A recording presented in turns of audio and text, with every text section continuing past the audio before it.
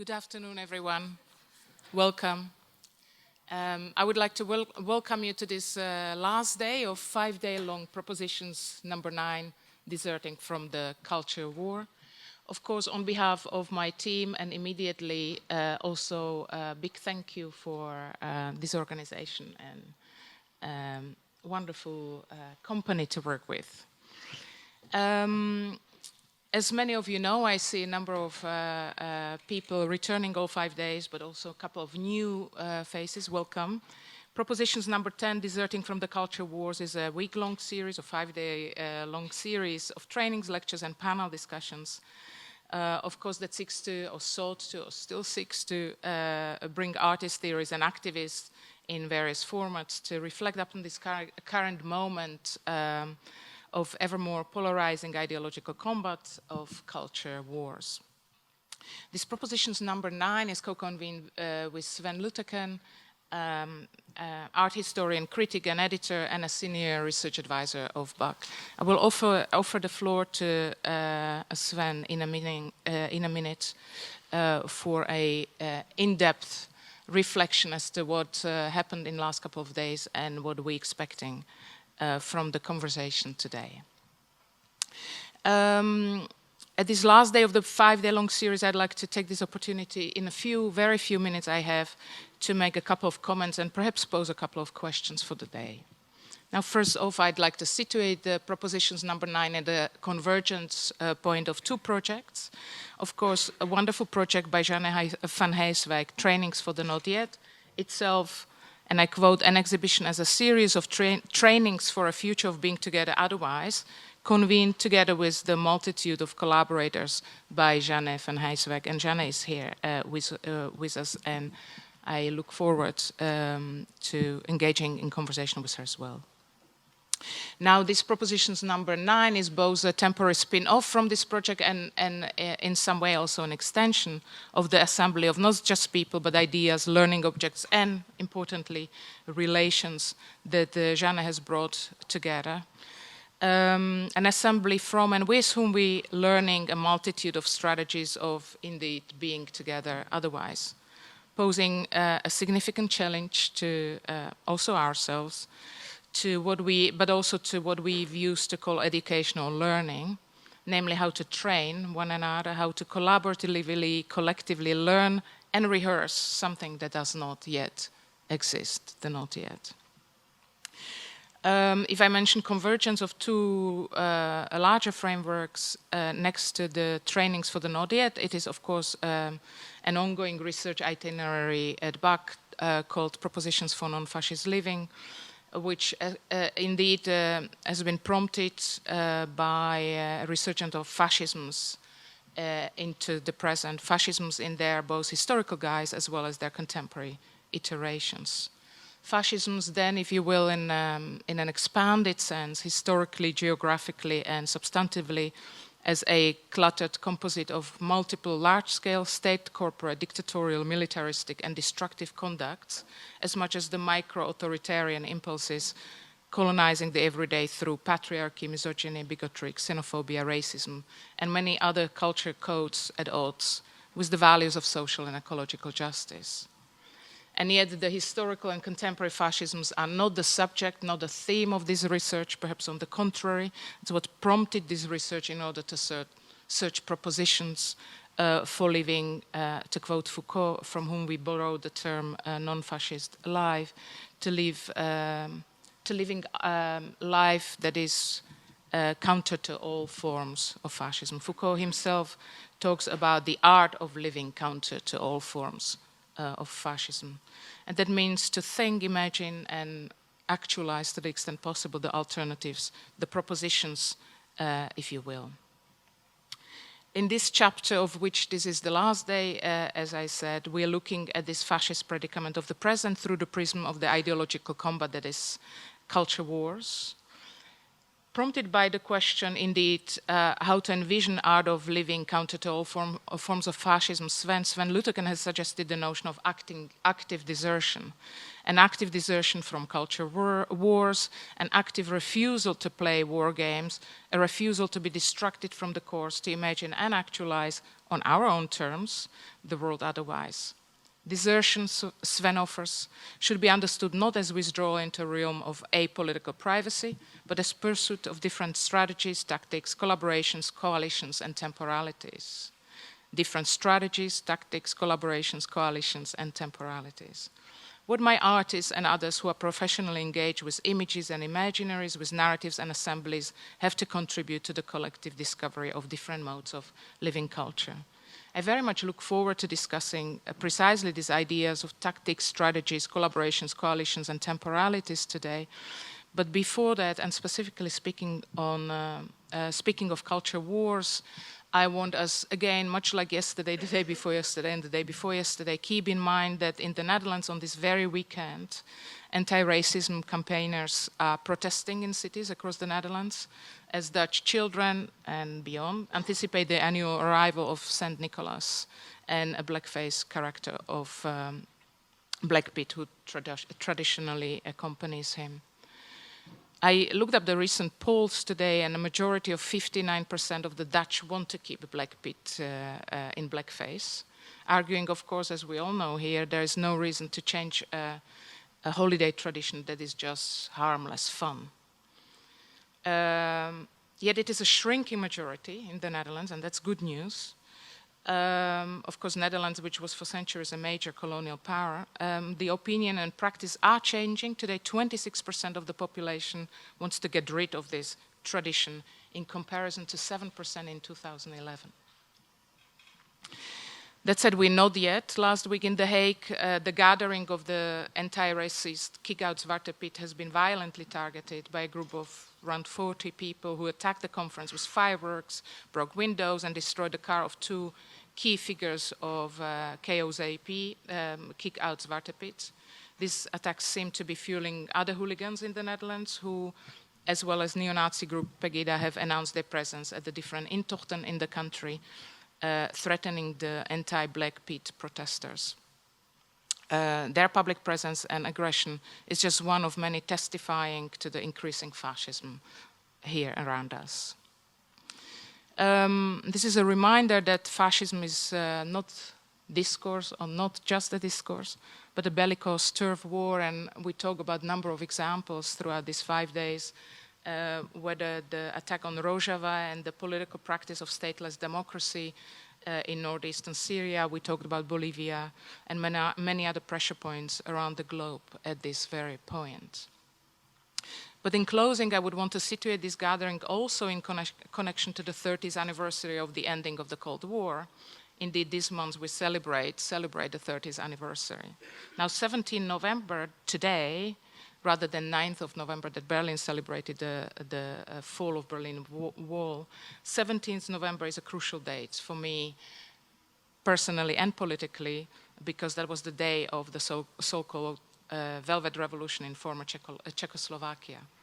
Now, 30 years on, I'm filled with conflicting personal memories of standing on the barricades and a deep sense of both pride and failure.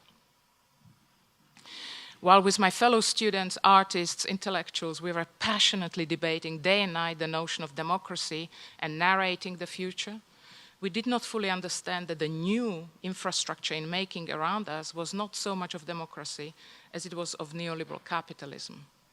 And throughout the 1990s, there was an anecdote circulating all around Europe, perhaps, that already then in 1989 on the barricades, we were getting sensitized to the market economy logic of buy one and get another for free, getting capitalism, as it were, as a free gift.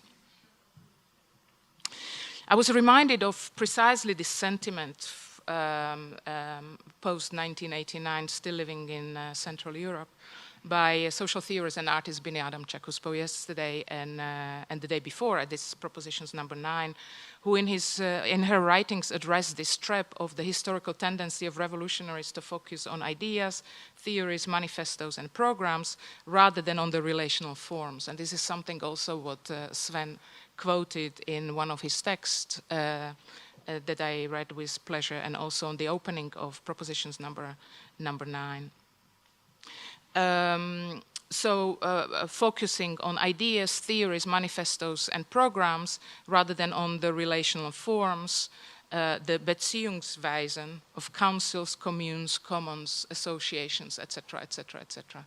And that's why, to a great extent, we would like to focus this afternoon, as much actually throughout these 5 days, on collaborations, coalitions, organizations, as much as what the title of today's panel, such as working in groups, acting in networks, asking the questions such as you have seen in the abstract of today's session: what organizational modes and forms of collaborations are used? How do distributed networks relate to sworn-in groups? What is the role of fiction and collective personas? And per extension, what is the role of art in this? How does group formation with its element of closure relate to being active in social networks? What kinds of subjectivity and collaboration are encouraged by the algorithms that underpin our lives? And how to socialize media and otherwise differently. But before we venture into this, no doubt, exciting and important conversation of this very day, I'd like to offer the floor to Sven for his opening remarks. And great thank you to all of you for joining us for this conversation. Thank you.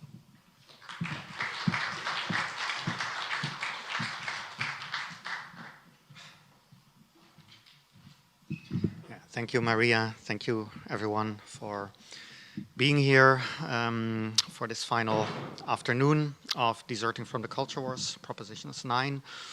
When I was originally approached by Maria with the question whether we could organize something in the context of the Proposition series, she brought up the culture wars and whether perhaps that could be the focal point. I think it became quite clear to me quite quickly that this should not just be about the culture wars, right? This should not just be, let's say, an academic style conference about the culture wars. Of course, since 2016, 2017, there has been no shortage of conferences about the alt-right, about neo-fascism, etc. And I don't want to disparage those because some of those have done incredibly important work. I'm thinking, for instance, of the White West conferences at La Colonie. I think we may be hearing a little bit more about that later. And of course, we've also theorized neo-fascism during these days here. But at the same time, I feel that the labor of theorization itself, the praxis of theorization itself, should also be part of other forms of praxis. And I felt that the critical engagement with the culture wars should also be actually an intervention in the culture wars. And it was precisely because of that it was precisely because of this reason that perhaps somewhat perversely I opted for this term, for this title of deserting from the culture wars, right? This is precisely the label that I chose for this tactical intervention, thinking about actually other forms of engagement that may look like desertion, that may be a form of desertion, that may be indeed a refusal to play this particular war game, to engage in the war according to terms of engagement that have been imposed by the enemy. In my introduction, I also mentioned Guy Debord's avant-garde obsession with military strategy and the game of war that he created, that he designed, this board game. Yesterday, Bini Adamjak discussed other types of games, not necessarily war games, and their rules. And she had some incredible examples that demonstrate, for instance, that if you change the rules of a board game, such as Monopoly, in a certain way, if you allow some people to roll 2 dice, that these people, sort of using their privilege, let's say, to win the game, quickly also develop entitled behavior and think that they fully deserved to win, which is a rather striking, simple but striking encapsulation, I think, of a very important point that, of course, social rules matter and actually have a huge impact also on forms of subjectivity that develop within certain relational modes. So we've actually discussed form quite a bit. We've discussed but also practiced form and formation quite a bit. Natasha Sadar-Hagigian yesterday also discussed organizational form, various types of coalitions and alliances, in terms of knotting, in terms of sort of various types of topological knots that emerge as one organizes, as people, subjectivities organize and come together following or establishing certain rules, certain protocols, as they sort of design their specific form of collaboration or collectivity while they're doing it. So yes, practicing as well as theorizing formation. This has very much been at the core, I would say, of these days, of this program. We've talked a lot, but we've also practiced formation in various ways, sometimes successfully, sometimes maybe slightly less successfully, but I think the problematic moments have also been very instructive. We've discussed form and theorized form and practiced form, both in a visual sense, in a spatial sense, an organizational sense, but also, as Maria already indicated, in temporal terms. So it's also very much been about narratives or expectations, promises. Yesterday, Bini also talked about dreams and desires. How do those actually shape time, right? What kind of temporality can emerge out of certain promises, desires, dreams? And how does this in turn then also inform social organizational forms? Today we will continue this project, this practice, in a panel titled Working in Groups, Acting in Networks, which already indicates sort of the force field, if you will, that we will be investigating. I'm very happy to hand you over for the purpose of this panel to Dina Mohamed, who will be emceeing in my place. I'm very happy that the artist and researcher Dina Mohamed has agreed to take this upon her. Unfortunately, one of our panelists, Patricia Kaersenhout, has been one of many people this week who has been struck down by some kind of cold bug, and she will not be joining us, but all the other remaining 4 panelists will, I think, I hope. So let's see where we can take this discussion and this practice of formation during this final cold November afternoon. And Dina, you take it from here.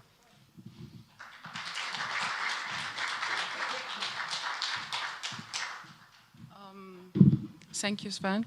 Actually, I just decided that maybe this was already like a long introduction, so I will not bore you again by explaining what is the title of this panel. I'll just, I think me and Sven agreed that we should not do the introduction of the panelists the traditional way of like nationality, profession, this kind of things. So I'll just say that we have 4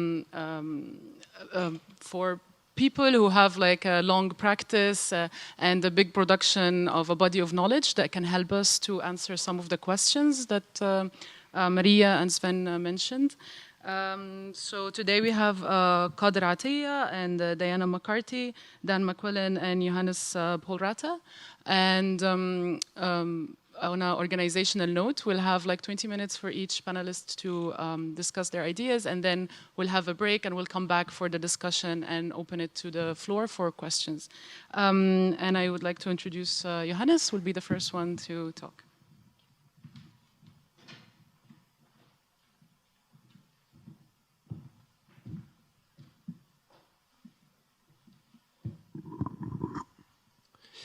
Hello. Sit here. I have to sit here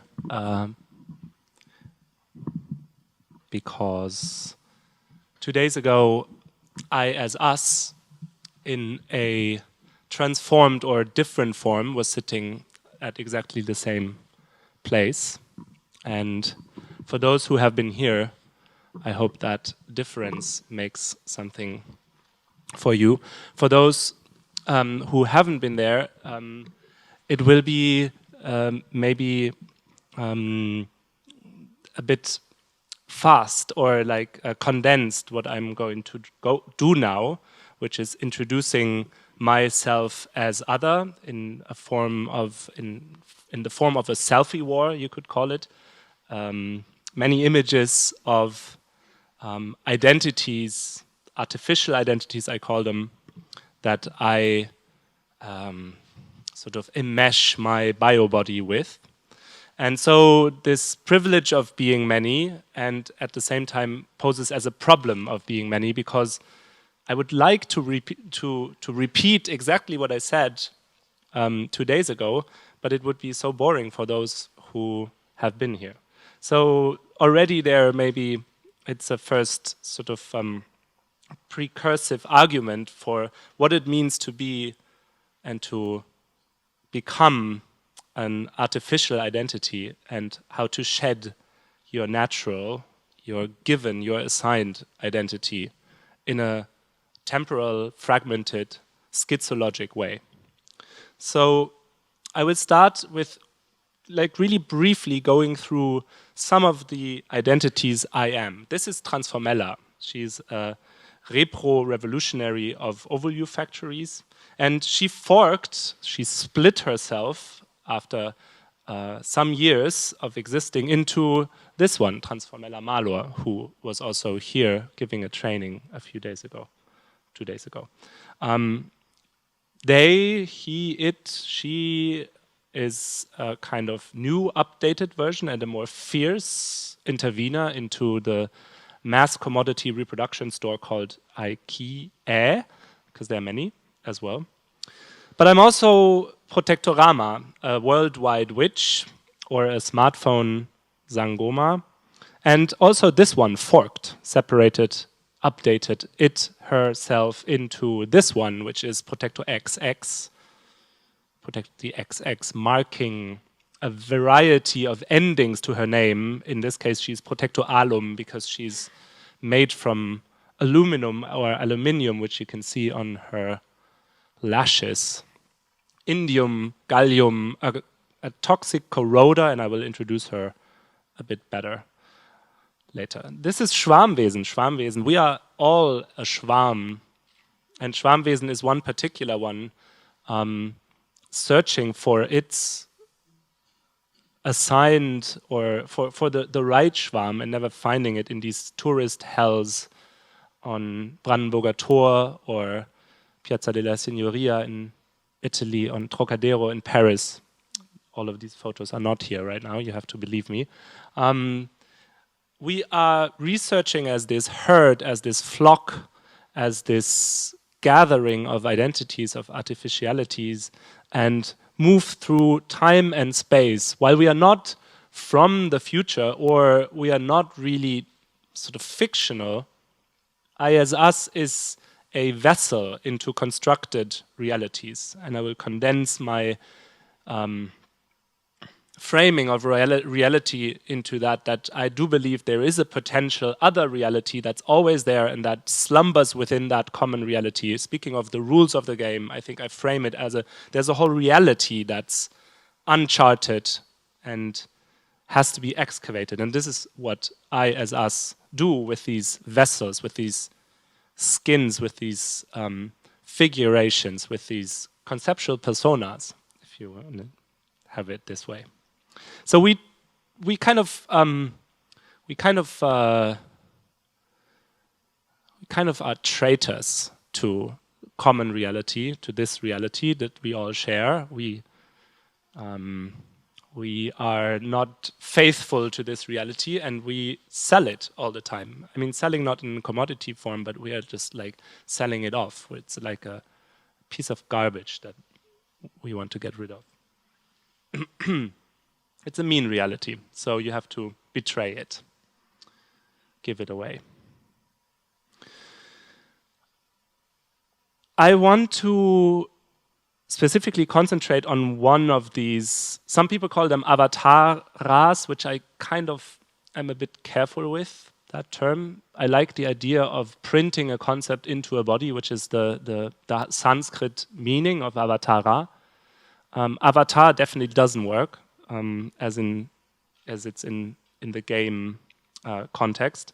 But Avataras, this printed concept, research, lines of thought, scores, some sort of performativity, texts, fragments, materials printed into a body, worn by a bio body with a skin, with a changing skin. This is something I, as us, like to affirm and like to contribute to deserting the culture wars with. You need a lot of stuff around you to be able to desert.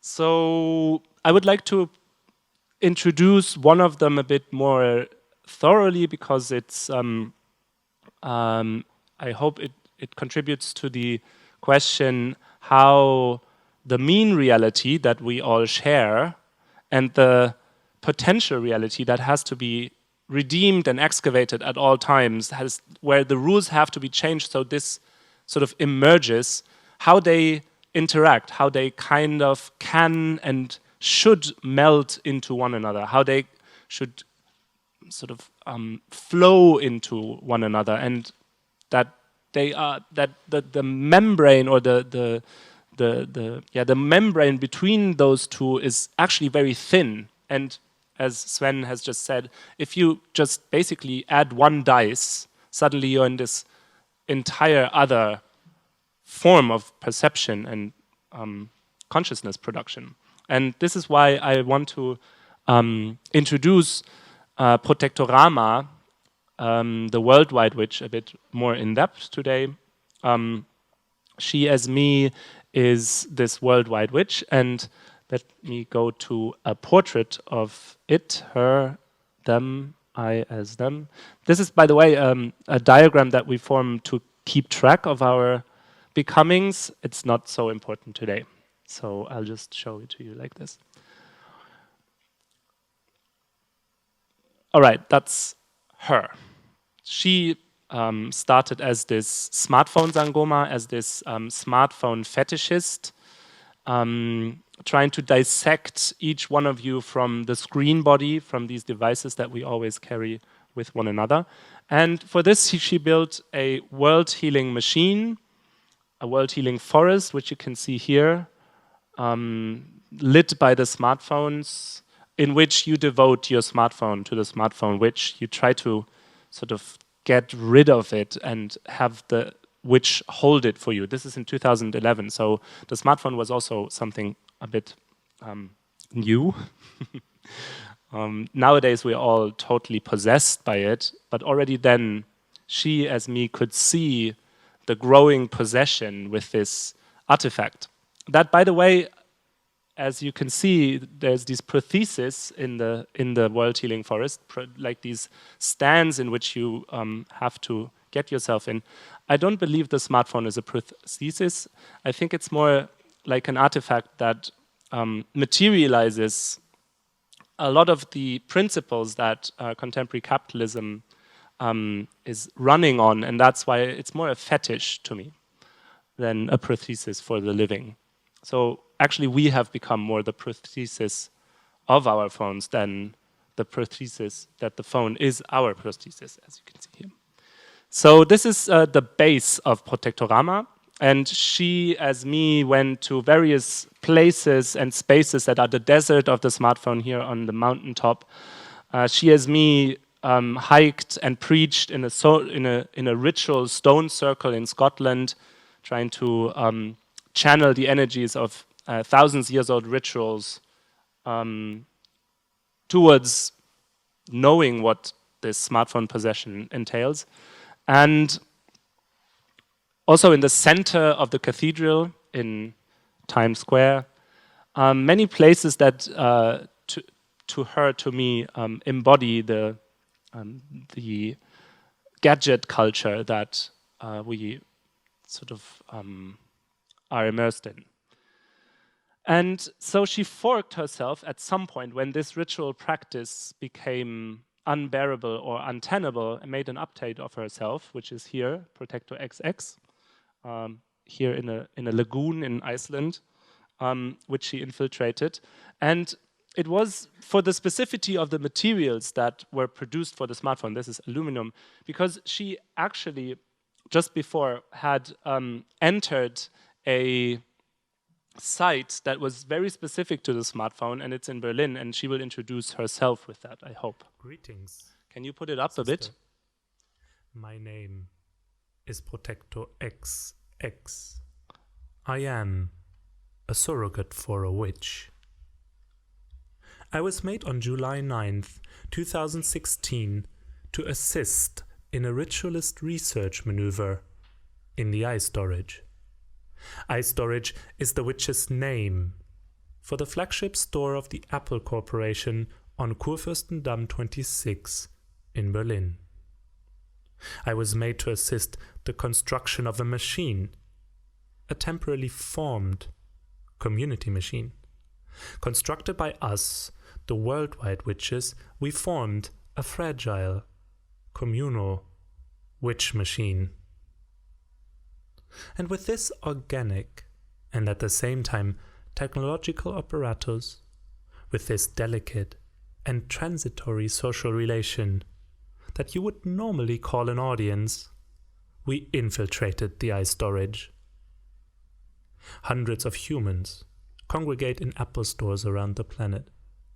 Day to day, they marvel at the iDevices, and they touch the screen bodies.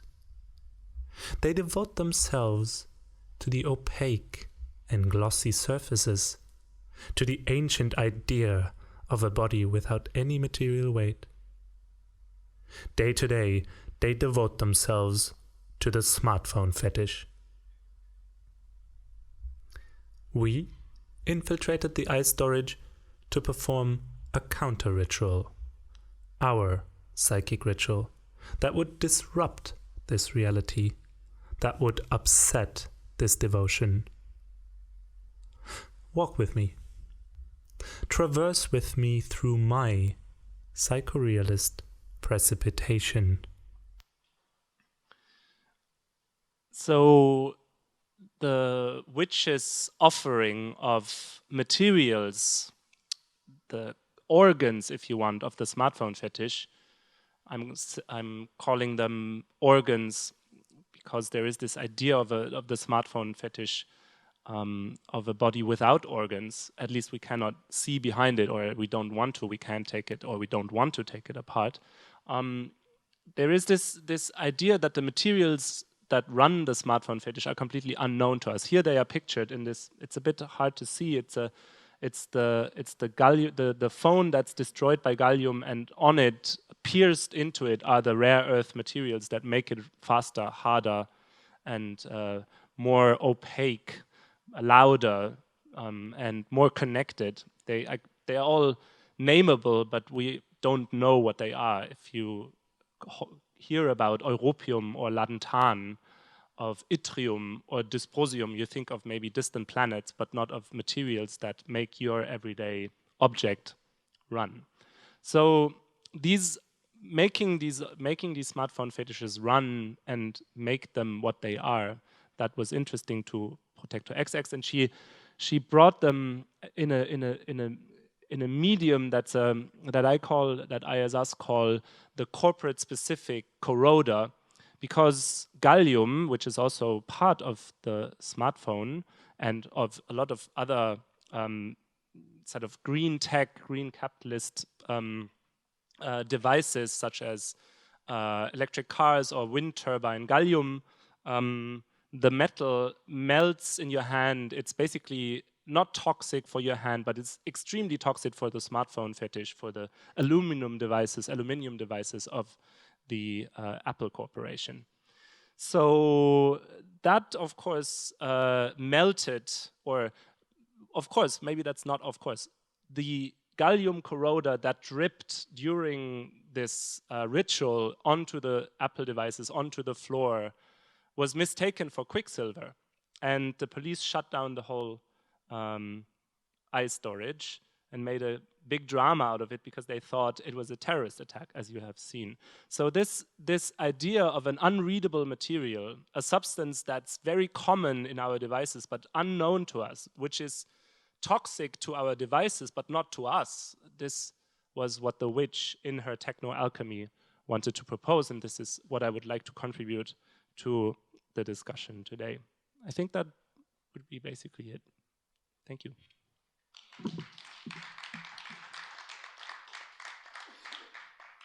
Should I stay here or no?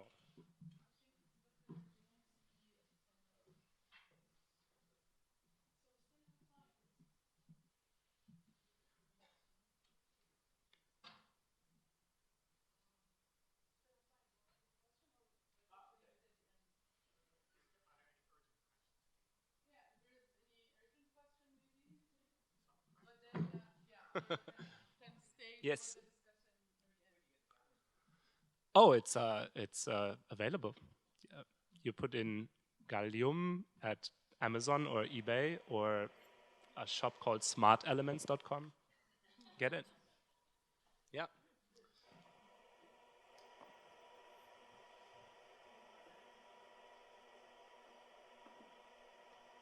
Okay.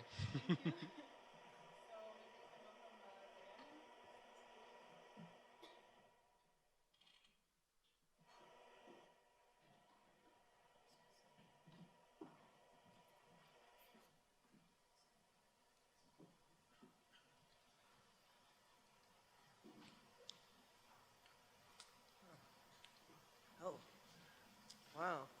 I'm going to start with thanking the fabulous people at back right away. Thank you for that. Thank you for that. Yeah. So, yeah, I do want to start off by thanking Vitskemas. Hold on, let me scroll up here. So, I want to thank Vitskemas, Sven Luteken, and Irene Kalabuk-Mirom for inviting me to participate here in Deserting from the Culture Wars. I deserted a long time ago, and then I got stuck with militants. So, and I also want to thank Maria Laviova, Whitney Stark, and the whole back team again. So thanks for having me as a fellow here. So, does this sound okay? I'm gonna have to, yeah, there we go. Okay, so, all right, so this talk and my research here at BAC draw heavily from two long and ongoing collaborations. One is Luta Kakabainda, the struggle, yeah, there we go. Ah, thank you. So, yeah, there we go. There, that even sounds better to me. So, I'm gonna have to, wait, I'm gonna like adjust that without dropping my laptop. There, how about, is that good? Is that good? So, yeah, okay. So yeah, this talk and my research draws heavily on work I do with Felipe Cesar, and that's part of Luta Kakabainda, which is The Struggle Is Not Over Yet in Creole. And that takes place mostly across like different continents and deals with a lot of work that was done in and around liberation struggles and with Guinea-Bissau and filmmakers like Sanana and Hada. So I'm also deeply indebted to my work with Franziska Kleiner, and that's a kind of body of work called Burning Red. So, yeah, basically I'm going to give a little heads up. As a straight cis female, I will drop in and out of the we. That's how I refer to my colleagues and comrades that I work with. I never really travel alone, and it's a way I sort of refer to the collective work. Some of the stuff is mine, some of it's we, but my we is about we, and it's usually people that are not sitting here next to me. I'm absolutely delighted to be able to include the fellows, my fellow fellows here at BAC in that motley crew, and I'm anyhow always a little bit in conversation with other people. So my ancestors, the friends, the comrades, and the cool cats. So. Yeah. I'm here carrying and bearing the words and wisdoms of many, and I'm really grateful for that. I'm just going to throw some names out there. Sonia, Anjali, Seda, Hito, Grada, Ala, Wendy, Vali, Kathy. They're always a little bit with me. So, of course, the mini mafia and the magic communists as well. Just a little bit of hoodoo is never wrong. And what would Legba say? So Legba is a kind of hoodoo figure. You always need a little bit of Legba. Let's start at the end. This story starts at the end of a journey from Africa to the Caribbean, the end of a journey known as the Middle Passage, from the Gold Coast to the island of what is now Haiti, a journey of once free people, captured, shipped around the world, to be sold and to be told. Okay. They fought, and they won. They fought for their freedom and they won their freedom.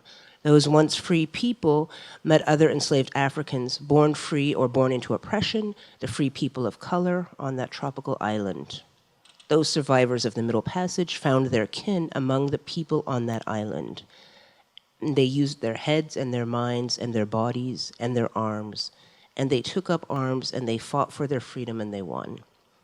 Among them, Lieutenant Santé Belair. Those survivors of the Middle Passage, those born into slavery, those women and those men, they fought for their freedom and they won. They say they practiced voodoo. They say they poisoned the wells of those that stole them, those that sold them. They say Madame Santé refused to have her eyes covered when she was executed by the French. Word traveled. By ship, by sea, from Port-au-Prince to New Orleans, the first refugee crisis in what is now the United States, whites fleeing from an independent Black Haiti. Oh, yeah, that's true. Transmitted by bodies, brown bodies, white bodies, black bodies, by word of mouth, newspapers, telegraphs, the drums in Congo Square. This table, that table, who heard which word, and what did they do, knowing what they knew? They say, Nat Turner, he heard. And then she heard. Harriet Tubman, she heard, and she fought, and she won. General Tubman and her allies, with their heads and their minds and their bodies and their arms, and they took up arms and they fought for their freedom and they won. They say she had visions. These particular bits of history have been like forgotten, erased, reimagined. You know, sometimes they live on in different ways, sometimes not. So, it's a funny thing to sort of recall. But imagine, back then, black ladies taking up arms. That was news. That was in the papers. People heard. So, but it was also talked about at different tables. And those table talks were going to be different. People heard different things.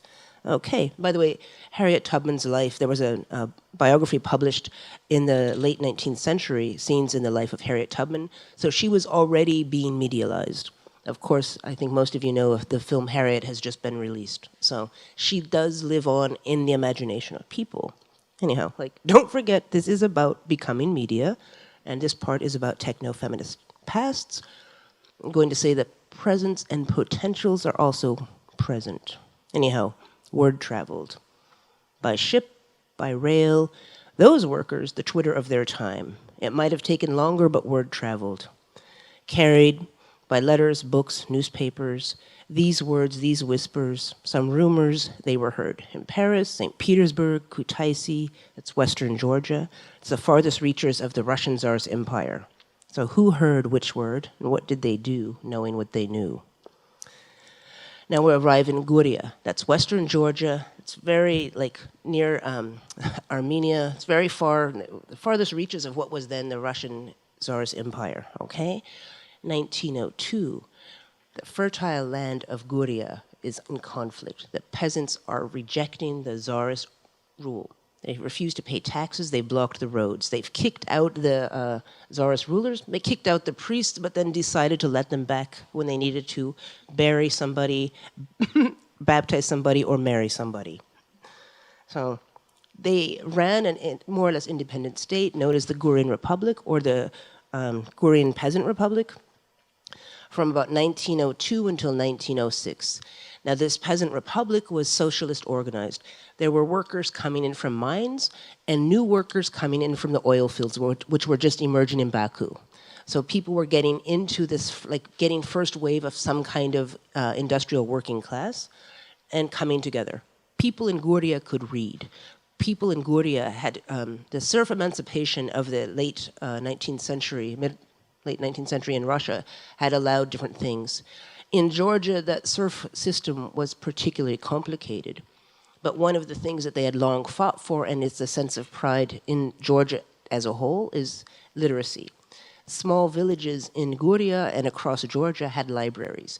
People had access to books. So even like there was networks to distribute forbidden books, but they read international papers. So people had the education.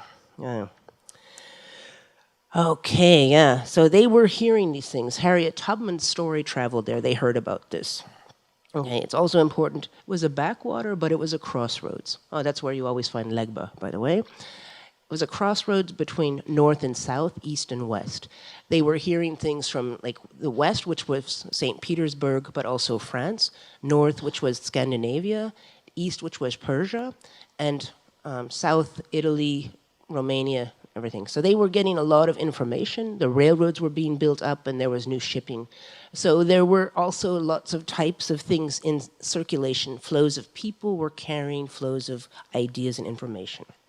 In any case, in Guria, yeah, ideas flowing in and out, women, men, and those in between. Also, teenage girls were in the mix. They heard and they did. They read and they wrote. They ran printing presses and distributed illegal papers. They carried them in their bodices and in their dresses. They ate that forbidden knowledge, and they taught and they took up arms.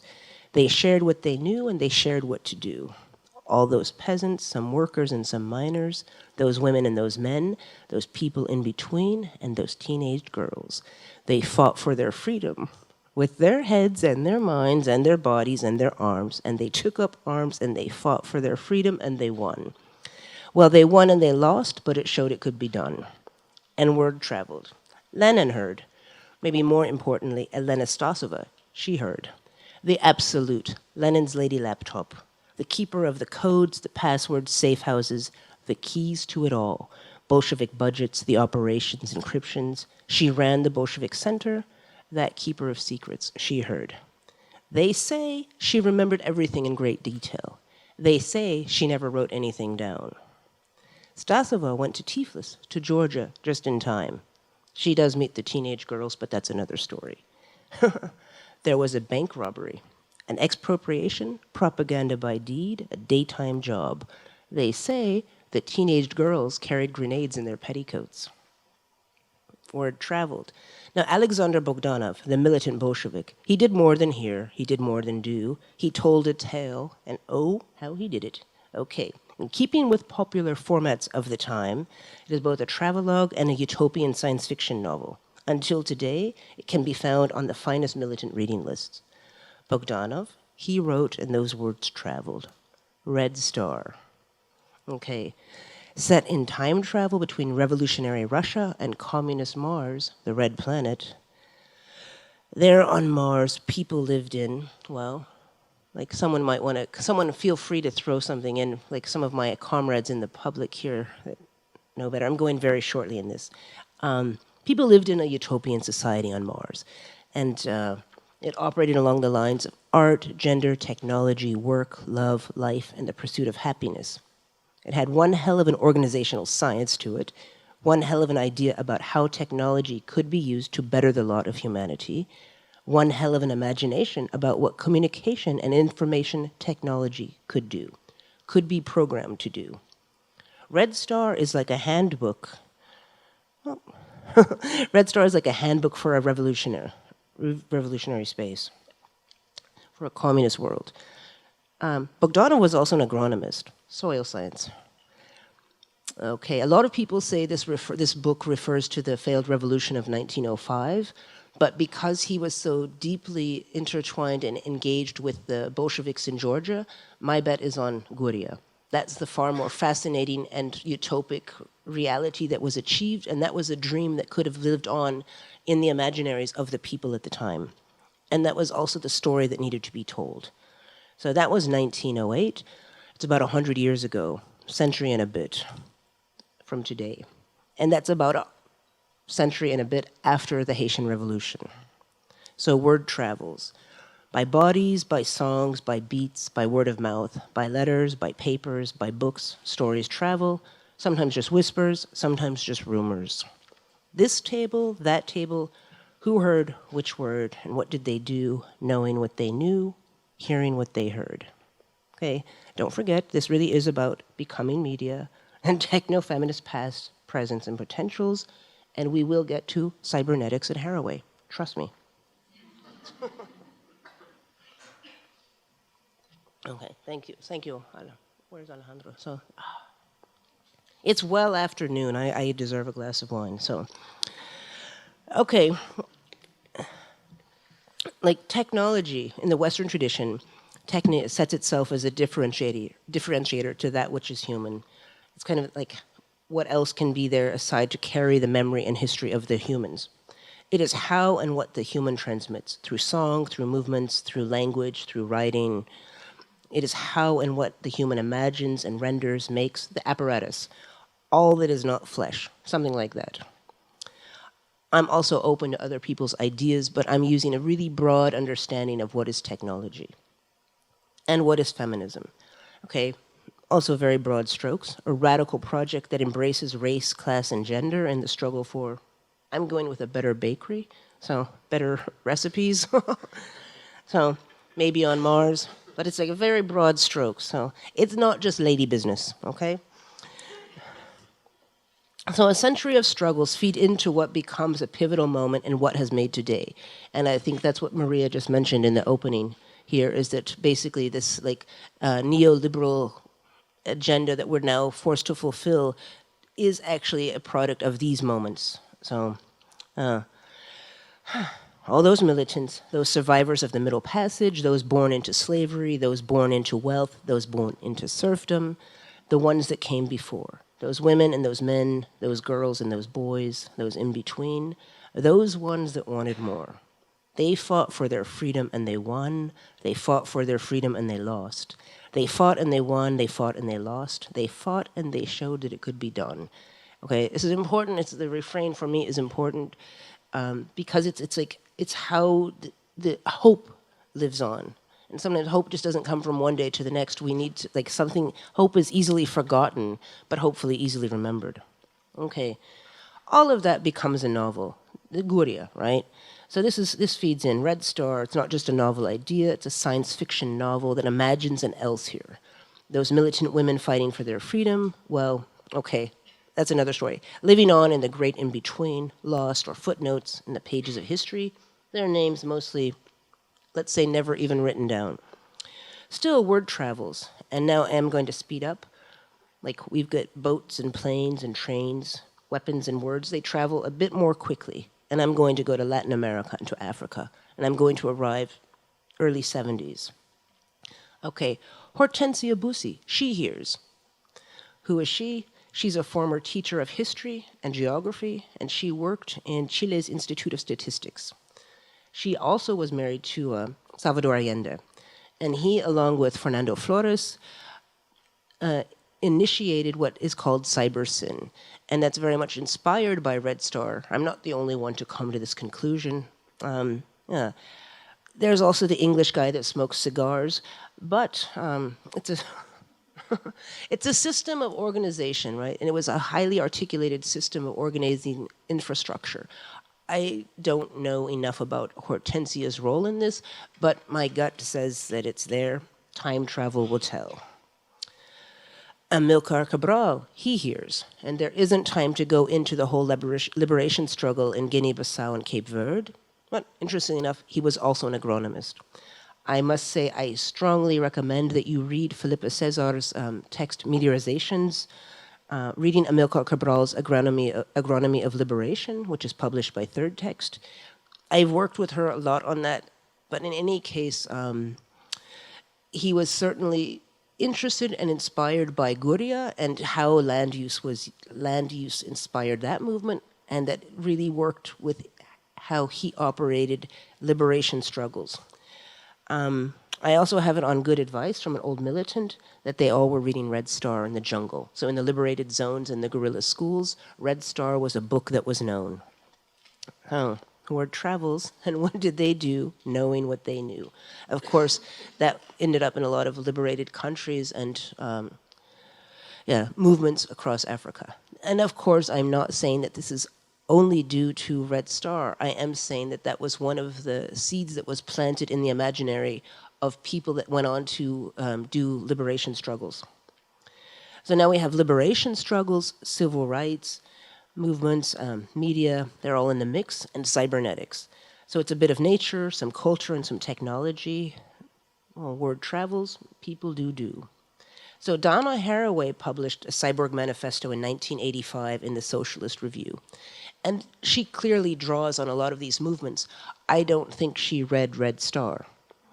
So I don't think she ever heard of Elena Stasova, okay? I'm guessing she heard of Harriet Tubman, maybe not Santé Belair. She was certainly interested in liberation movements and land movements and workers' movements and gender movements, and that feeds into her work, but all of those things feed out of these other things. She's also interested in cybernetics. Okay. Anyhow, she writes the Cyborg Manifesto, that's 1985. Remember, there's no internet. This is before the great injury to communism. So it's an influential book and text, which is part of another book published later. You can read it yourselves. Just after that, in 1991, the VNS Matrix, an Australian super cool collective, writes the Cyber Feminist Manifesto for the 21st Century. I'm going to make this interesting, I hope.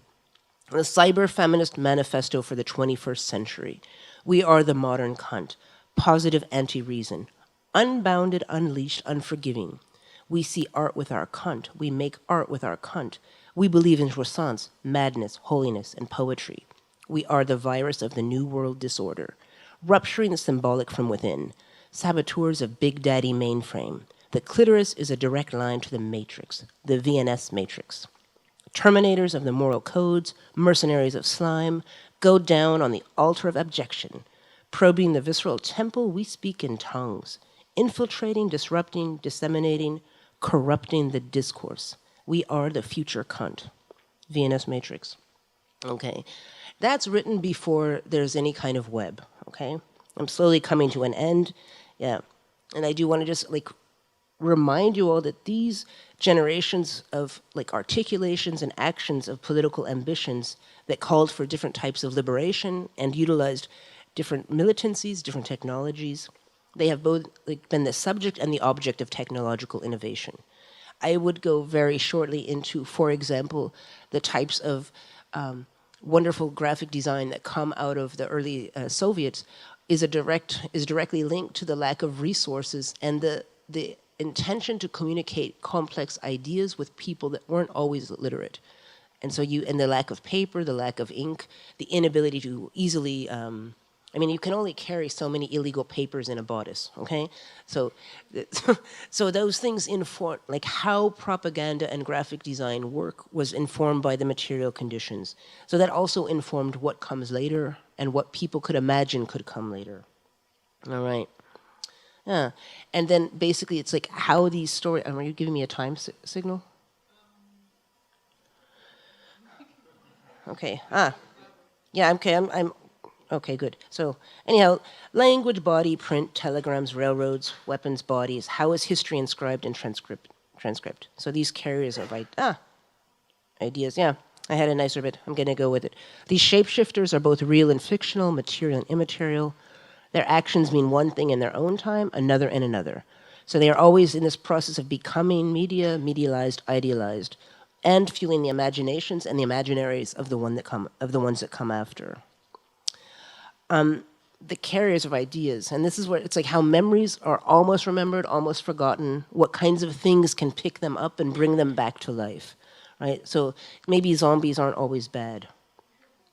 And so I think it's important to remember these are like VNS Matrix, they're busy while the web is almost becoming a thing. They're already politicizing that networked culture. There's no graphic interface, it's all text-based, right? There are no smartphones, no social media, no wireless internet, cell phones, barely, right? So, and I'm going to I'm getting to the end anyway. So I want to just point out a couple of really useful things that people can find for themselves on the interwebs, and that's feminist critiques of science, feminist software development, and then a couple of specific practices that are really realizations of the potentials of what techno-feminism has to offer. And there are the militant movements like the Zapatistas, the PKK, and other left-wing Kurdish movements. They all rely heavily on different forms of media to propagate their work, to share and educate, and to communicate. And I think it's important to keep in mind that gender liberation is a big part of all of their agendas. And it's an interesting aside, I have to say that along with her comrades, Fidan Doidan, and I'm sorry for mangling the names, Leila Salmanes, Sakina Chances, she's a co-founder of the PKK, was assassinated in 2013 in Paris. And they say she was inspired by Stasova. They say she had a similar way of working, and they say a lot of secrets died with her. There's an initiative in Berlin.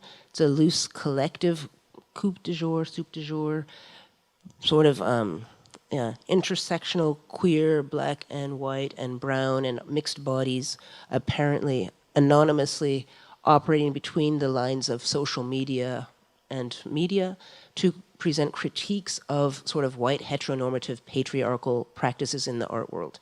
I think that's an interesting example of how something can happen.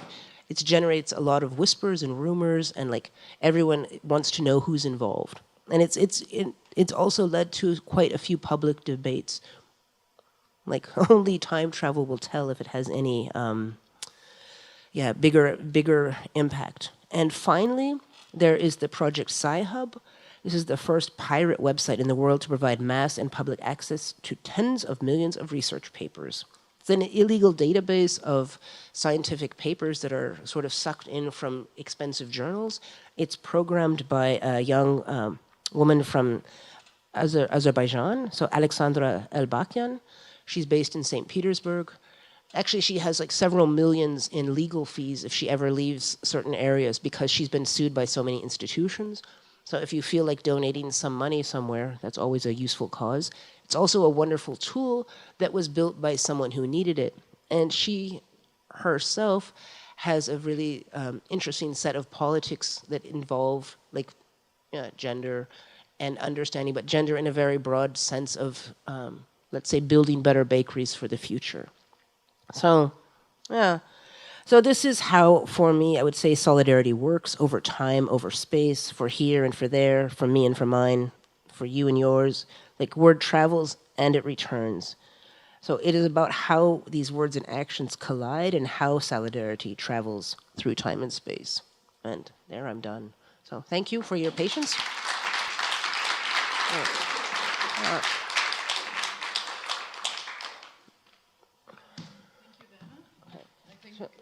We don't have a lot of time, but is there like any quick question or clarification, or we leave it for the discussion?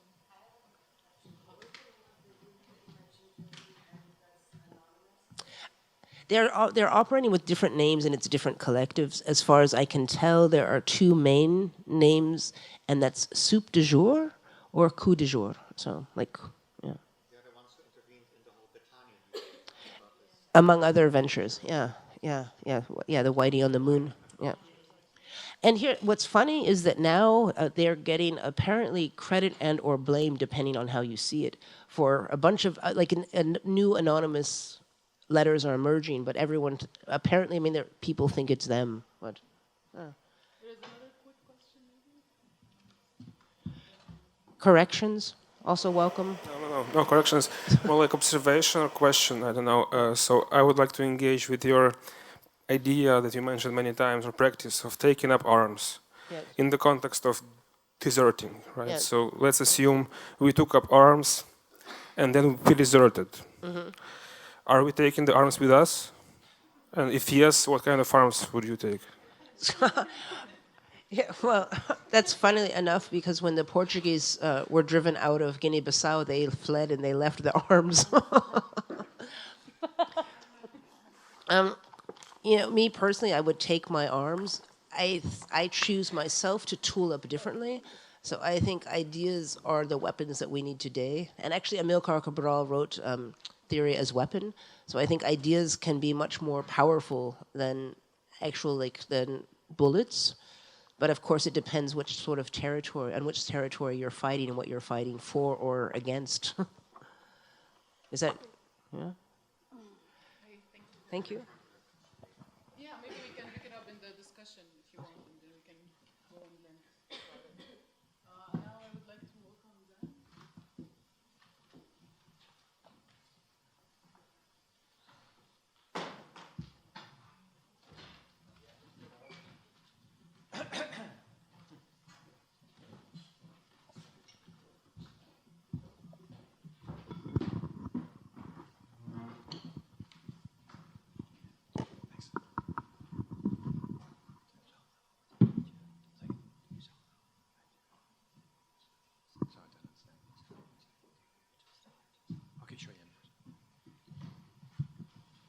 Okay. Excuse me. Like a lot of other people, I'm also been attacked by the vector of whatever it is, viral vector. So yeah, I'd like to thank everybody at BAC for the invitation to speak. I'm going to show some animated GIFs, I hope. They're not by me. Most of the cinemagraphs are by somebody called, a user called TechNoir, and the machine learning GIFs are from various academic sources. So I'd like to look at the question of collaboration by looking at algorithms in the context of the state. And I want to set out the basis for an anti-fascist AI. Let's see if this works. Oh, too much. There we go, very sensitive. My starting point is the logic of optimization that's traversed from social media to social welfare. An intensification of both the market and the state, a neural network, new order. I'll describe some of the concrete computational operations and how they chain reductive calculations to social consequences, and reveal linkages to the far right that go far deeper than 8chan. My proposal to counter this is for federative structures of workers' and people's councils, an autonomous recomposition of technology and togetherness. The impact of actual AI, which is machine learning applied in the world, is shifting from the white noise of social networks to the transformation of state functions. Applying algorithms to welfare payments is presented as a benign upgrade of a bloated system, an entirely administrative matter that needs no democratic debate, let alone community co-design. AI slots right in with bureaucracy. It's another goal-oriented, rational ordering, claiming neutrality and objectivity through detached abstraction. Like futures markets, AI models the probabilities of particular outcomes, projecting value into likelihoods that are treated as more real than the actualities they supposedly represent. Why is AI becoming so influential? Part of its appeal is the science-like authority of its abstractions, a hidden mathematical order that's superior to direct experience. And of course, the idea of optimization resonates strongly with the mechanism of the supposedly free market.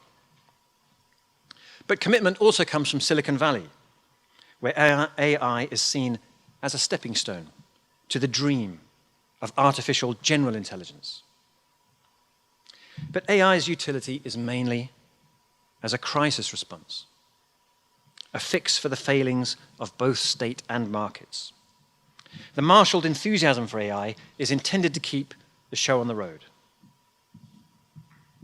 In the process, the concrete operations of AI become entrained in particular ways to intensifications of social harm.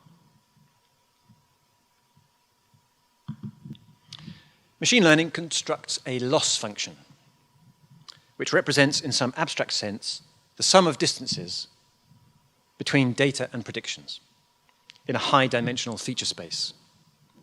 The learning comes from the computational optimization that iteratively minimizes this loss function. You can see that on the left. You could think of this, how machine learning operates, as a generalization of what's shown here, of the least squares method for fitting a line to a set of points. Neural networks consist of many interconnected layers, each of which is a transformation of tensor data according to a set of weights. You don't need to tell neural networks what features to use. You just need to force enough labeled data forward through the layers and then pass the errors back to optimize the fit through what's known as stochastic gradient descent. It turns out this works very well for messy data, like image recognition. You give it the data, and it figures out the rules. The catch is, it can't tell you what the rules are. Although you can see the thousands of weights across all the layers, there's no easy way to interpret them in terms of human reasoning. So AI erodes due process through opacity. And as AI is rolled out into the real world, its specific computational operations set up other resonances with harmful social consequences. When AI applies its optimized model to new input data, it makes predictions by discriminating between one target class and another. But treating an abstract distance in data space as an innate affinity is a logic of statistical segregation, which manifests as micro-apartheids. AI seems to have forgotten that its mathematical methods of statistical regression were originally developed for the purposes of optimizing populations through eugenics. As machinic classifications are integrated into institutions, they multiply moments of administrative violence, especially for those with marginal existences who are already the most datafied. Inflated credibility is given to machinic assessments over the already suspect voice of the service user. Whether you're a recipient of benefit payments or a precariously employed Uber driver, your status is not as a rights holder, but as a supplicant to an algorithm. It's a minimization of dignity. The resultant ranking of the deserving and the undeserving becomes a calculative Victorianism, assigning morality via statistical metrics. AI success is in narrow tasks, statistically inferred from huge data sets, but they flounder when the world strays outside of their learned distributions.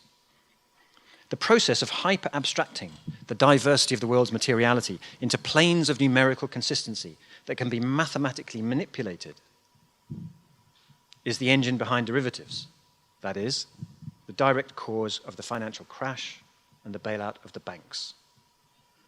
But this exactly describes what happens inside a deep learning algorithm, where diverse features of the world are normalized to numbers between 0 and 1, such that they can be traded against each other in gradient descent. Not only do AI's internal operations recapitulate the derivatives that caused the financial crash, AI is being proposed as a solution to the problems of austerity that followed it. A data-driven triage of social support, justified by smart targeting. AI under austerity offers a perpetual winter of pared-back welfare, while the futurist narrative of AI posits it as a productive technology. It's first and foremost a mechanism for the reproduction and redistribution of scarcity. Reductive optimization also reduces agency and leads to an increase in thoughtlessness, in the sense that Hannah Arendt meant it. The inability to critique instructions, the lack of reflection on consequences, and a commitment to the belief that a correct ordering is being carried out. Like bureaucracy, AI is a mechanism for evading systemic responsibility. After all, this was the thrust of Arendt's critique, how otherwise respectable citizens became non-dissenting functionaries in the Nazi system. Assertions about artificial general intelligence embed the same idea of a stratification of intelligence that has underpinned supremacist thinking since colonialism and slavery. Witness the so-called Dark Enlightenment, which combines AI-driven transhumanism with a commitment to authoritarian government and race realism. Operating it as AI does, on correlation, not causation, is also an open door to populist ideologies that are already based on paranoid correlations. With the rise of far-right politics, the algorithmic coupling of vectorial distances and social differences becomes the targeting of those who are polluting the national purity. How can we best contest a neural network new order that turns the statistical screws on the most vulnerable and has the potential to scale the politics of the far right? I suggest that a good starting point is to treat AI not as a matter of intelligence, but as a matter of care. The often invisibilized labor that is an inevitable consequence of our interdependence. and which is usually gendered, racialized, and devalued. Care exists in the shadow of the kind of detachment and abstraction that is valorized by AI, despite being the tangle of tasks without which our lives would not work out. So our first question for any AI should not be how many marginal accuracy points it's gained on a benchmark, but how its assemblage will increase the asymmetry in the burden of care. An AI based on care means starting from the perspectives of those at the edges.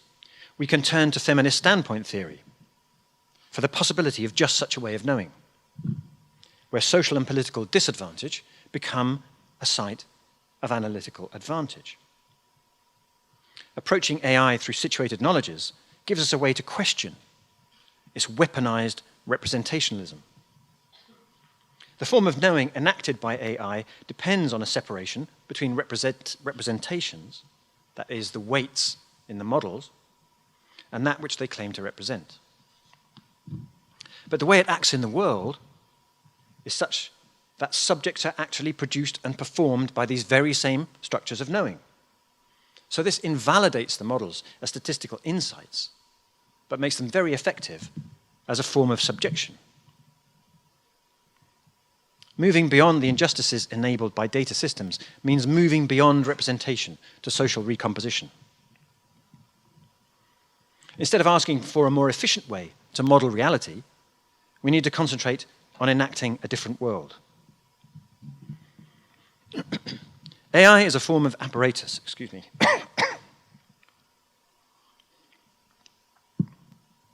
in the sense that Karen Barad means apparatus. It produces, at an ontological level, the world it is designed to measure. We need to alter AI in practice as a way of redrawing the exclusions that produce phenomena and experience. That is, to reclaim agency through agential realism, where discourse is not a matter of language, but of changing the constraints on what can emerge. AI is a discursive apparatus whose role in sedimenting reality is open to participatory reworking. I'm suggesting that one way to start this recomposition of AI is through people's councils, face-to-face democratic assemblies of those affected by AI, a form of deliberative consciousness raising, a constitutive critical pedagogy. By starting from, hang on a sec, knackered myself up here, haven't I? Excuse me. People's councils interrupt AI with the situated perspectives of the ignored, promoting inclusion over efficiency, regenerating relationality, so as to restructure our ways of knowing. The iterative deliberation of consensus is an antidote both to bureaucracy and to the calculative iterations of machine learning. People's councils are not representative because they challenge the validity of representations, but they are transformative because they are constitutive of a different commonality. The alteration of AI also requires workers' councils, where AI workers can develop a vision as powerful to, but different to, the transhumanist hubris of their parent corporations. The current tech worker dissent, and there is some, will become transformative when it sees itself as creating the possibility for a new world within the shell of the old. In this mode of change, scale doesn't mean the exponential compute of machine learning models or the instrumentalist graph structures of social networks, but the democratic federation of councils. We don't simply want to reform the performance of hyper-abstracted optimization. We want to exit it. Alter AI gains traction by starting from existing points of struggle at the margins. Struggles over disability, welfare, housing, climate change, immigration. We can recast machine learning as a different kind of apparatus, where communities are both setting the questions and determining the meanings of what is found. Horizontal structures are the preconditions for politics of care, that is, for solidarity. They are the discursive practices which replace machinic carelessness with mutual aid. To have agency through people and workers' councils is to reinvent the problem, reversing statistical reductiveness through a commitment to the possible over the probable. Asking, how can we predict who will do X, is asking the wrong question. We don't need AI as targeting, but as a turning upside down. The way forward for a recomposed AI is not predictive, but prefigurative. Not an algorithmic logic of scarcity, but an apparatus of re-worlding. AI as we know it was nurtured by social media, but it's being applied most intensely to people who may not be online at all.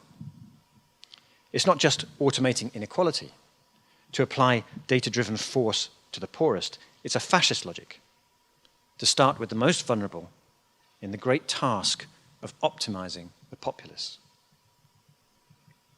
We can interrupt this cleansing by moving from assembly to assemblage, making a life with machines that has a means-ends consistency.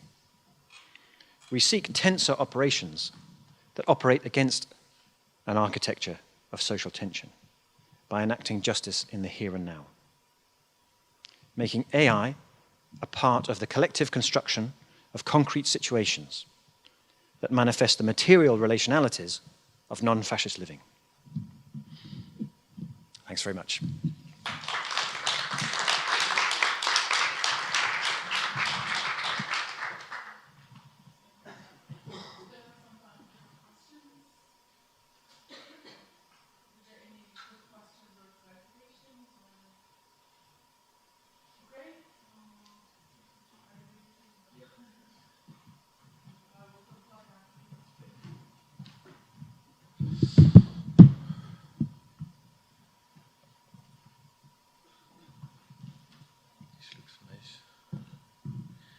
I thought I was about to talk sitting, but I'm going to try to be convincing standing up. But the microphone, it's fine for the moment. Ah, okay, amazing. Yeah. It's anyway. I feel comfortable. No worries. Yeah. Okay. Thank you very much. Thanks to everyone here to hold the participants, the organizers, and the audience. I'm going to start right away because time is counted. This lecture I want to give is called Remembering the Future. How contemporary world is haunted by wounds from the past. The Tunisian psychoanalyst Fethi Ben Slama made this observation in the film Reflecting Memory. I'm quoting him. In modern countries, in Europe or elsewhere in the world, the streets are named after dead people. We travel through the arteries of the dead. The world in which we live is a kind of psychological tomb where the dead people live on as ghosts. In this permanent proximity to the world of the dead that requires us to listen to their calls, of what traces are the dead the name? What are these traces asking? Why are these mental phantoms not at peace? The exploited of the capitalist mechanism applied to slavery to develop modernity, the humiliated and the dispossessed of all forms of occupations that claim to bring progress through colonization after slavery, whereas they were but a modified version of it. The victims of genocides, of fascism, from the Nazis to the Khmer Rouge, and all the deported and victims of communism famines, as well as from the American imperialism, all have common denominators, namely to have undergone and succumbed to Western capitalist scientific modernity, and to have fashioned with their disappearance this call to reparation. These common denominators interact from extraordinary wounds to intimate wounds, from social groups to individuals. This dense architecture of affect, going back and forth between the self and the society, is a mise on a beam of endless reflections between the desire of an individual to be free and of another individual to control this desire. Remembering the future. Remembering the future sounds paradoxical because it would refer to a time that has already happened. A kind of schizophrenic future in which we are witnessing right now seems to be familiar with our memory. So, what if our future is nothing else but a continuum of injuries, the reading of which depends on our ability to maintain a thread of ethics between what we have experienced individually and collectively and what we need to address to repair them? It is certainly the most challenging stake mankind will have to face in order to get rid of the delusional amnesic governance of the now our time is compromised with. To try and draw a genesis of the current rebirth of fascism, let's go back to the 90s. The 90s. Strange premonitory decade, stuck in between the rise of the 80s and their neoliberal cynicism thrown into our face by Milton Friedman and his Chicago School, and 9/11, which introduced us to a bloody 21st century that has barely started. The 90s, a decade that rarely comes to our mind when we try to understand how we have been able to bring back the demons of yesterday. When we diagnosed 9/11 as a symptom of a neoliberal Western agenda accelerating the extraction of values from its former colonies, we didn't understand how radical Islam puts up with capitalism, while at the same time attacking its symbolic core. And yet it totally made sense. During the time when Walter Benjamin was reflecting on capitalism and religion, the secular human organization of production and extractions of values, with the mysticism of their immaterial promise, the enjoyment, Europe was progressively falling under the hegemony of this paradoxical merger. Because capitalism has no ideology. It adapts to anything that sustains its growth, even when they are antagonists to each other, like religions. All of the most practiced religions today have embraced capitalism. Such porosity fits also perfectly into any social economical disorder where fascism can develop its dogma, a disorder of living and surviving in which we have already re-entered everywhere.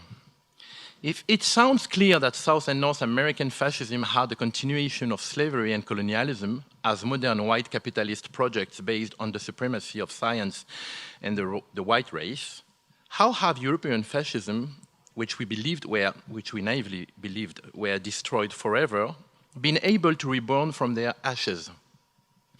How have they been able to surprise us again and grow again from European soils? Europe, a continent with a long tradition of clashes between left and right ideologies, between protectors of capitalism and social protest, is yet against the stage of the fight for the field of emotion. European political modernity has been born from the Greek model of democracy, a model that has, of course, been totally idealized by the Enlightenment thought, which has viewed it as a paradise for all, whereas it was a slave society, we know that. By the way, as soon as it had been abolished in France after the revolution, slavery has been brought back by Napoleon on the basis of modernization of the society. It's this legacy that leads us to understand the origin of Europe's conception from the Greek and then the Roman model, comprehending the European subject within the political structure that is the Western modern democracy. Would it be republican or parliamentary monarchy? On such a diverse and unpredictable territory is, of course, impossible. However, from politics to psyche, from psychology to culture, it seems to me that all European countries' contemporary issues could be thought from the field of these disciplines. Actually, the genesis of Europe's political modernity is not only defined by Greek political thought, such as Plato and the Republic, but also by popular culture. Aristotle has always wondered why Greeks would go to the theater. Tens of thousands of people would gather in ancient theaters.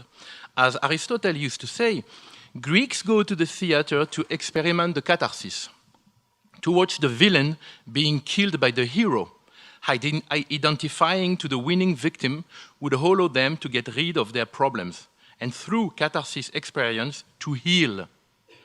Here is the healing ritual. Here, the healing ritual is fundamental to understand the power of the field of emotion provided by catharsis, conveyed by charismatic beings. Politicians or actors or singers also, when they perform on stage, demonstrate an extraordinary charisma and rally millions of people around them, merged into a mass that intimately and blindly belongs to them. If this experience of a crowd hypnotized by a belligerent voice is linked to the democratic model which Europe has been fighting for since the beginning of the 19th century, then it is easy to understand the limits of this system that the worst tyrants have exploited to their advantage. As I said earlier, back to the 90s, while the Italian left was digesting a decade during which it had abandoned the field of emotion since the 70s, one Italian politician embodied this dysfunction.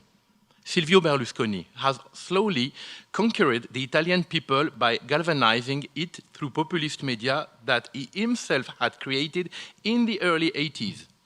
Indeed, from an ultraliberal businessman, he became an incredible political force because he had understood that the capitalist tool that had made him rich would also allow him to grab the political power, media, and particularly television. Almost every Italian home has a television, and almost each Italian watches it every day. Through populist speeches, fake news, and controversial slogans, he brought to himself the attention of the majority of the lower to middle classes that identified to his rhetoric reeking of fascism. It is important to mention that Italy had gone through a decade, the 80s, during which the field of emotion had been abandoned. And this is also true for the big majority of European countries. The 80s have been the decade of the abandonment of the field of emotion, the years during which the left has neglected the catharsis, and particularly as far as culture was concerned. In France, shortly after it has come to power in 1981, the left has cut itself from the people. It has become economically, socially democrat and culturally snobbish. In French, we call this la gauche caviar. A translation could be the champagne socialist. These years have also made possible the rise of the apolitical artistic culture, celebrated by both the cultural institution and the private world. A new generation of rich people was indeed looking to acquire art that was accessible for speculation. Since art is, until now, a non-regulated market, fortunes made during the 80s, thanks to the neoliberal economy and social divide, were willing to invest in a non-emotional art that would turn a blind eye to the sad reality of the world, a political reality born from the neoliberal disaster. During the 80s, would it be the public institutional field or the private one, the so-called elitist culture and popular culture have neglected the truth of the form, the noise, the smell, the texture, anything that would scream pain and warning about our world drifting away. On the contrary, a conceptual opaque art, cut from reality, avoiding the longing for deep emotions, has been supported. Non-political art has taken over the cultural world. It's the left abandoning the field of emotion that has paved the way for the far right. Indeed, the field of emotion could not remain unoccupied. It is by definition correlated with human nature that looks for it like a Sisyphus is pushing his rock.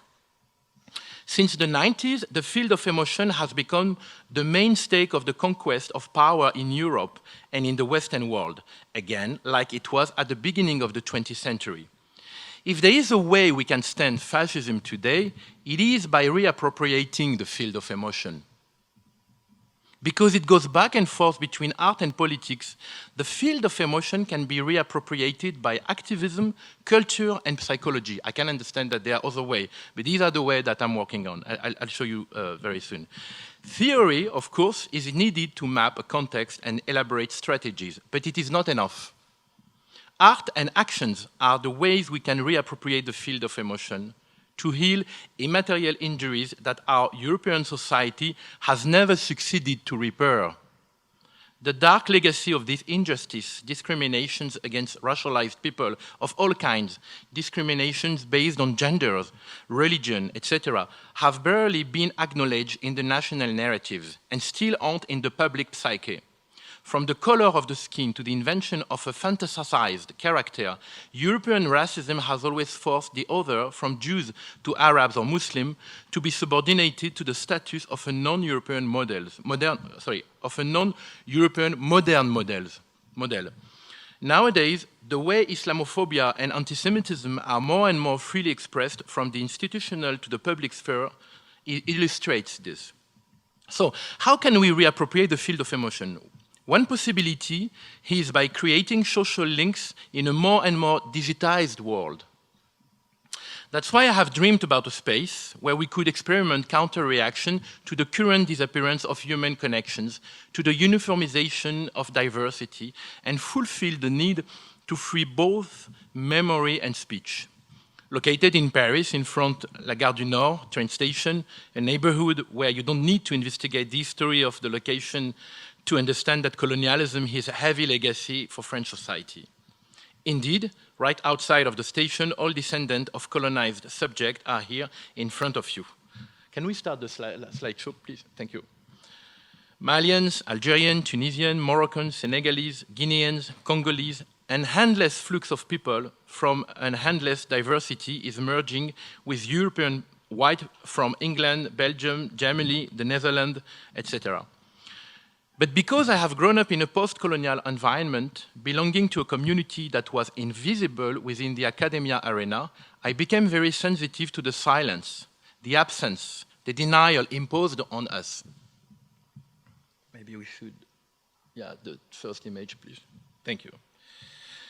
I have always dreamed about a space that would be our space, and where we could find an arena to deconstruct the repressive narrative system of which we are the objects.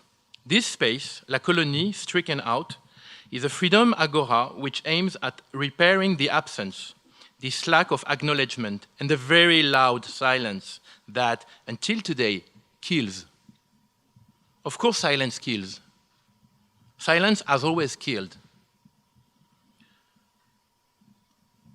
So how does La Colonie try to elaborate strategies of fugitivity and futurity in our society, of control, surveillance, and denial? As I previously mentioned, if there is a way we could elaborate strategies to stand against fascism, it would be by reappropriating the field of emotion. Because emotion articulates the orientation of a society, socially and psychologically, between the individual and the collective, through trajectories that go back and forth between art, media, and politics. The reappropriation of the field of emotion needs symbolic actions that makes the repressed injuries, which call for repair, visible. La Colonie is a space that has opened on October 17, 2016, a significant date for the history of freedom against colonialism. On October 17, 1961, Algerian migrants in France were demonstrating for the freedom of their homeland. The demonstration, peacefully marching along the Seine River, was repressed by the police in an insane way. My father was in the demonstration. The top of the demonstration, composed of men and women, has been thrown into the Seine River, handcuffed. More than 262 protesters have died, drowned in the Seine River. Until now, these massacres perpetrated by the French police has never been officially acknowledged as a crime committed by the French state.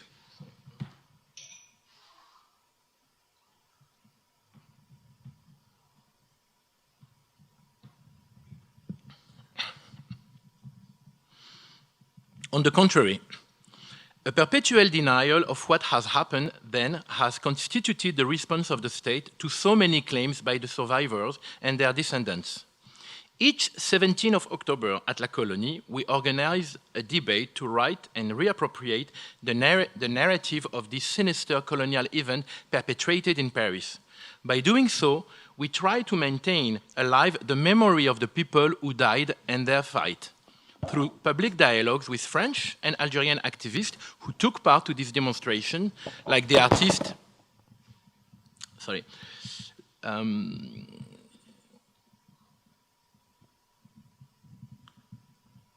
I was saying through public dialogue with French and Algerian activists who took part to this demonstration, like the artist Jean-Jacques Lebel, for instance, who supported the independence of Algeria back then. He was one of the 121 intellectuals who publicly deserted from the French army during the war against Algeria freedom fighters. In these meetings, we also share the microphone with the public, who comes massively each year to commemorate this date. Speaking is more than a therapy. When it comes from survivors who have spent almost 60 years in silence, I remember a little man whose coat was bigger than him, but with an incredible intensity when he explained and detailed to the audience how the demonstration was. He indeed said, I'm quoting, "I was there, and as you can see, I don't have a big body, so I could escape the cops when they tried to put me in handcuffs. I saw an endless flow of bodies thrown into the Seine River. I saw them dying. As you may don't know, many of the Algerian migrants used to come from the countryside inside Algeria and had never learned to swim." Right after him, another man took the microphone and started by a joke on himself. I quote, "Even if I look old, I am younger than him. Young enough to not have been part of this demonstration. I was 5 years old when it happened. But what I remember is what we heard and saw with my father a week after, when at the 19th arrondissement of Paris police station, in front of 21 big black plastic bags, we had to identify the body of my sister, Nadia Bedar, the youngest Algerian freedom activist who was part of the demonstration. She was 17, and our family had to live until now with the official reason of her death that was given to us, which was that she had been killed by her pimp. Until today, I am living with this burden, and I am so grateful to be able to speak here. I didn't know this space before, and share my experience of this crime committed and denied by the state. As the psychoanalyst Grażyna Gudaite from Lithuania stated in the film Reflecting Memory, the complex of inferiority is never too far. Even when she speaks, she made a gesture like that. The complex of inferiority is never too far from the individual who have been suffering from a collective political trauma. Fascist discourses use that weakness to reactivate fear, anger, emotion. Reappropriating the media and official narrative through art and culture. The post-colonial body embodies the same pain. Each individual psyche and body have been weakened to be controlled. The continuum of this strategy of vulnerabilization can be witnessed with other state crimes, more contemporary, unfortunately. From everyday police violence to murder against colonized descendants, La Colonie has become a place where many debates have taken place. One of them aimed at presenting the audience with the reality of a particular case that happened in the public sphere between the police and a French-Congolese man, with sub-Saharan origin, which ended into a crime. The Théo Louaka case is one of the most significant cases of this harassment on the body of a post-colonial citizen. As a continuum to the usual treatment, his ancestors were subordinated. Théo Louaka is a 22-year-old French young man of Congolese origin. On the 2nd of February 2017, at 4:53, he was going back home after soccer training when 5 French police officers who were controlling another group of young people, started to insult him and attack him. Suddenly, they tried to pull him down to the ground, but he resisted. 4 cops jumped on him and beat him, when a 5th one sprayed pepper gas at less than 50 centimeters from his face. On any gas spray can, it is written that it is strictly forbidden to spray to the eyes at less than 2 meters. Despite this, the cops carried on with the aggression until one of them violently put his truncheons in the anus of Théo Louaka, who collapsed immediately. Continuing to beat him and insulting him, the body of Théo Louaka was barely moving. Brought to the hospital, he needed emergency surgery because his anus has been ripped apart. If the physical crime is clear here, the moral one has been endlessly discussed and disputed in the media, TV, newspaper, etc., and social media by politicians from the far right to the far left. all of them without caring about the dignity of Mr. Luaka and completely denying the qualification as a rape that Theo Luaka is claiming on injustice. On the contrary, the French justice has asked Theo Luaka to prove his innocence instead of asking the cops to prove theirs. Even if since the event three videos released by the local CCTV show clearly 5 heavily weaponized cops beating a single man and raping him.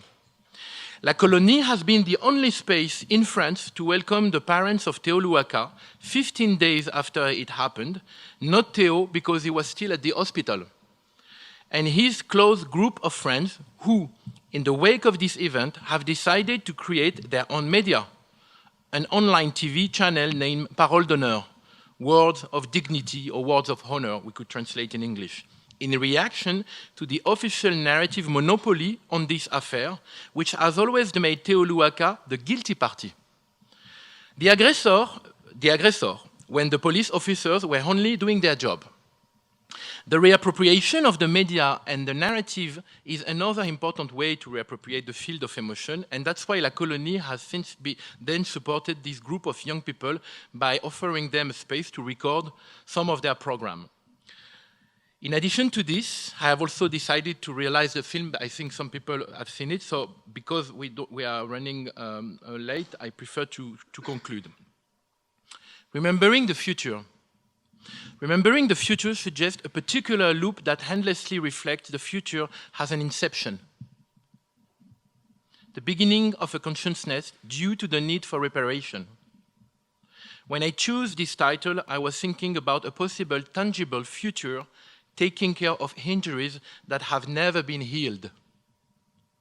Because of its etymological structure, remembering the future could also mean two things. And membering. To remember means to record. But if we cut this word in two parts, and membering, it also means to return of the member that was missing, the famous phantom limb. Like a phantom limb that calls endlessly to return to its original location, remembering the future means the event that has been amputated from the exclusive narrative of the rulers.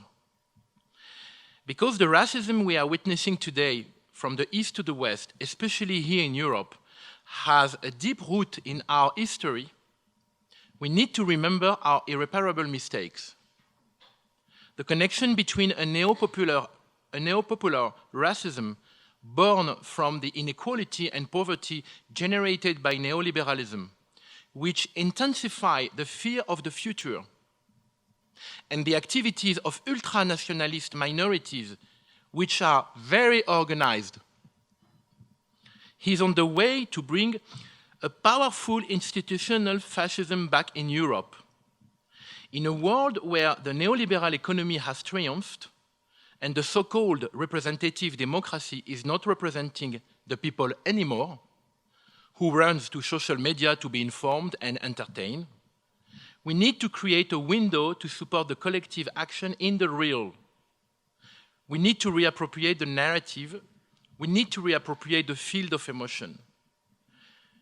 This notion, I'm insisting on saying in the realm because what we have been so far attending, and I think the presentation before, it talked to me a lot, the presentation on artificial intelligence before, because in the end of the day, what we are also struggling against since we have created this space is to bring out of the social media, out of the digital, exactly like we are doing in today, all together, the people, because what we are attending also, referring to this artificial intelligence hegemony, is this incredible loss of power of interpretation that artificial intelligence are hijacking us from.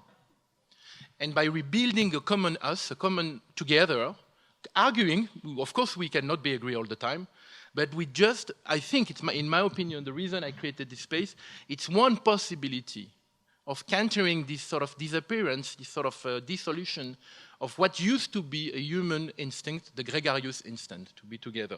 Thank you very much, and sorry to be long.